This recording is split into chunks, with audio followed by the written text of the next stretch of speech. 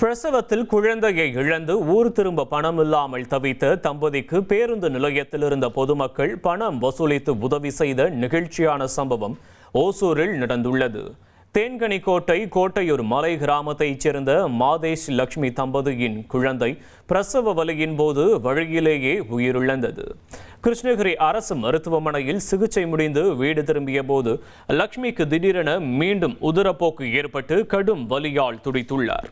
போதிய ஆம்புலன்ஸ் வசதி இல்லாததால் தேன்கனிக்கோட்டை பேருந்து நிலையம் வந்தடைந்த தம்பதி சொந்த மலை கிராமத்திற்கு செல்ல பணம் இல்லாமல் தவித்துள்ளனர்.